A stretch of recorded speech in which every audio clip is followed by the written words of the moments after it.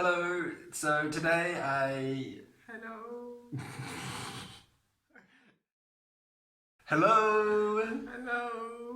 Today we are talking about 6 things you need to get a German driver's license. This video is important for me because I had trouble finding consistent and reliable information about getting a German driver's license in Germany.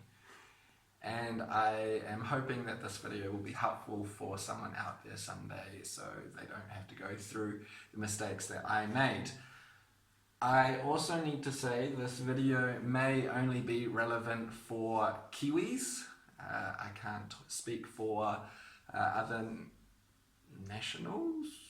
nationalities because you might have different agreements with Germany, and also in different parts of Germany the rules are sometimes vary. When I was looking to get my German driver's license, I found different bits of information. Some places said I needed to get first aid courses done. Another said... Yes? Oh, another place said I needed to get eye tests done, and Merle also found out. I called the Straßenverkehrsamt and the lady at the phone, on the phone, was not really nice. Just saying, they're not always nice.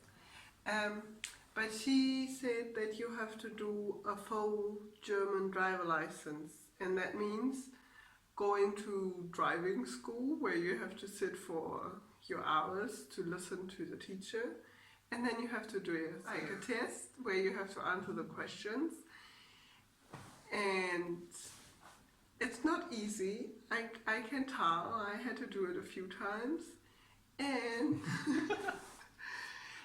but what I wanted to say is it's really expensive, like 2,000 euros, just to be able to drive, even though you can drive before.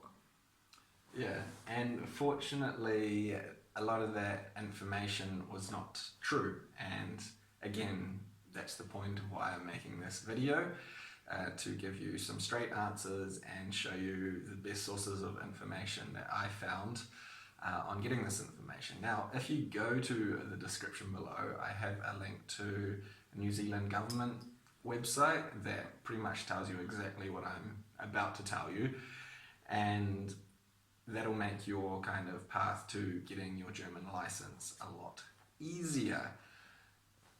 One thing I didn't know coming over here was my international license was only usable for the first 6 months of my stay in Germany. If I wanted to stay longer in Germany, I would have to either get an extension for 12 months if I only intended to stay for 12 months, or I would have to forfeit my New Zealand driver's license for a German one. I don't understand why it is so complicated. If you go like from Germany going to New Zealand, it's valid for 12 months. But just because it's international doesn't mean like you can't, like you're not able to drive after 12 months. So I think it's stupid. So yeah, I today got the approval for my German driver's license, and I get to pick it up in 3 weeks' time. So that's probably some important information right there. The first time you go to apply for your German driver's license, it should all go pretty quickly, but you have to return back to the place where you get it from 3 weeks later to pick it up. What's that place called? Straßenverkehrsamt. Or you pay 14 euros more and they send it to you. Yeah, or you pay more money and they send it to you, which I don't want to do. I'd rather go again. Yeah, for a nice train trip. So what did I need? First, I needed my passport. No surprises, I needed my fully licensed New Zealand driver's license. I needed a biometric photo. Now, Biometric photo in Germany is not quite the same as in New Zealand, where if you've got a white enough wall, you can get a photo of it at home, and that's good enough for your passport. They have some special requirements, and I had to pay for this. I lost them and had to get some more, so I've got lots of biometric photos. You also need a international driver's license, or translation. Thanks heaps. And if you can't speak German, you need a German or someone who can speak German. Hence why I married this fantastic being right here. So that's all you need really. And when you've got all those things, you need to go down to the Straßenverkehrsamt. Straßenverkehrsamt. And I mentioned earlier, you either need to book an appointment a week ahead of time, or you need to get there early so you can get an unplanned booking. And that means you need to get there before they open, which is not that pleasant. I was quite stressed because I wasn't sure if I needed all these other bits and pieces of information I'd found from all over the place. And it turns out I didn't. So how it really works is you book your appointment, they give you a number, you wait however long it is until your number turns up on a TV. You go into a room with a very lovely person and they take copies of everything, and then you go pay. For us here in Essen, that cost me only €35, which was quite nice compared to another area of Germany that said I would have to do my whole license again, and that would cost near €2,000.